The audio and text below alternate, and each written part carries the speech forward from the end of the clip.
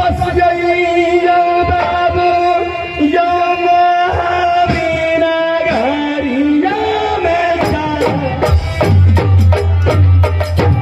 ससुरा बस गई मैया रे हमें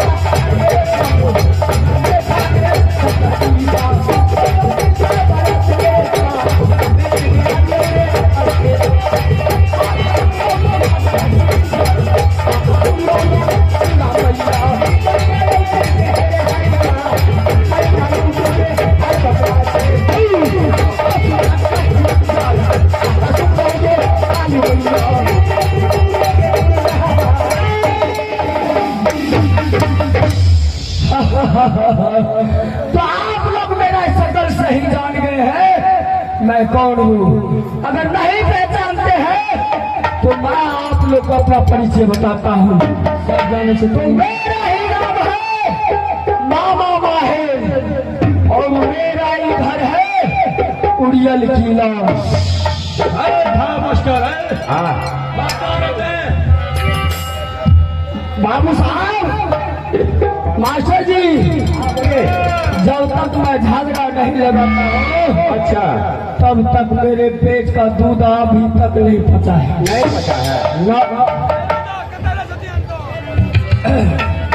भाई भाई में अच्छा गोपनी गोपनी में बाप बेटा में अड़ोसी पड़ोसी में ननद भटाई में सास ससुर में सास पुतों में झगड़ा नहीं लगाऊंगा तब तक मेरा पेट का पानी नहीं बचता है। आज मैं इसी सभी बाबू भैया के साथ में झगड़ा लगा सुना दूध बड़े तेल का है गो मत झगड़ा लगे घोष तोरा पता था ना कटे कटे दूध फिर वो सब निकाल लेता। हाँ इस गाँव को छोड़ करके चलिए।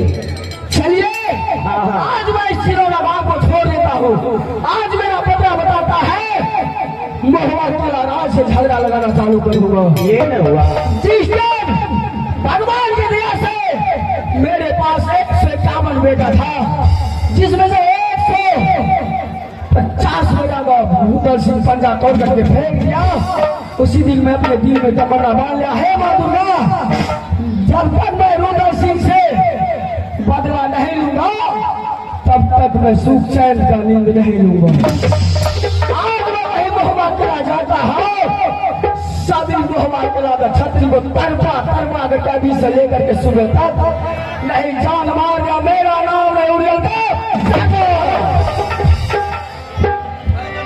आइए आप क्या हो